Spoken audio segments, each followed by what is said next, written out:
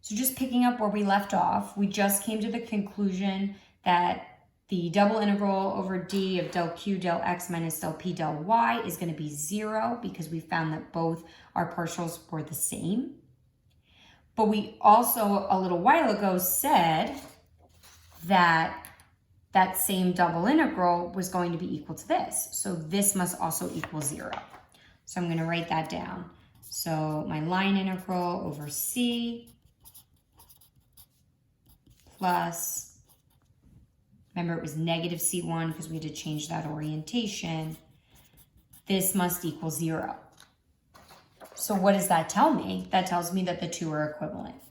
That line integral over c is the same as the line integral over c1. I'll write it like this first to start. But then remember, this is just gonna cancel out. So this is what I have, which is pretty helpful information because what we said from the start, the reason we were doing this at all, was C is just some general curve. I have no idea what it is. So calculating that line integral is going to be extremely challenging. But I know what C1 is. C1 is a counterclockwise oriented circle with the center at the origin and the radius A. So I'm going to go with that. That's what I'm going to use from right now. I'm going to use the fact that if I can calculate this, which remember is equivalent to this, then I'll be able to show that the work done over C is 2 pi as well. So I have to think about how the best way to write this given the circumstances that I have, right? Based on what F is and what C is and so on, right? So I'm going to use the, my preferred notation here is going to be to do it this way, right? So that's going to be my goal. So I'm going to start writing things out and start replacing things.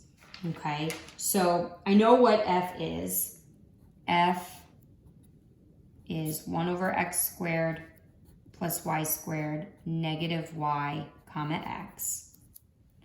What is R of t going to be?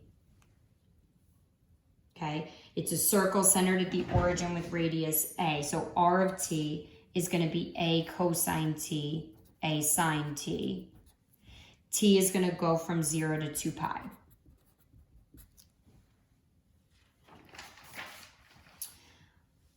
So I can find R prime of t, because I'm going to need that in a little bit, right? So derivative of cosine is negative sine, so negative A sine t. Derivative of sine is cosine, so A cosine t.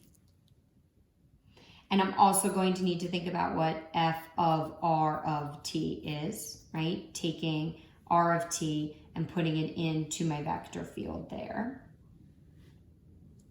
So what's that going to look like? Okay, so instead of x squared, I'm going to have a squared cosine squared t plus a squared sine squared t.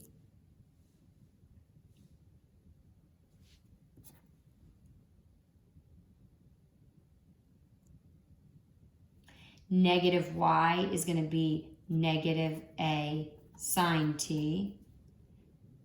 X is going to be a cosine t. So I have all the parts now. I just need to put them into the integral.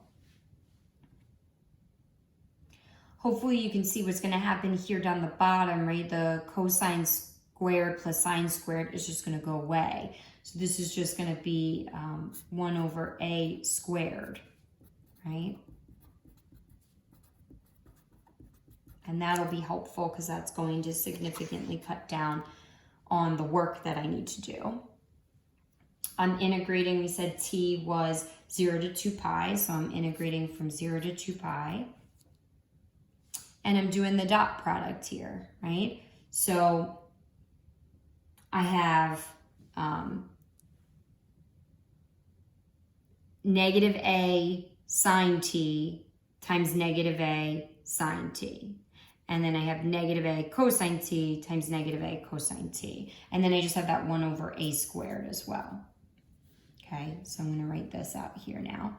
So I have negative a sine t times negative a, so I have a squared sine squared t plus a cosine t times a cosine t, a squared cosine squared t dt.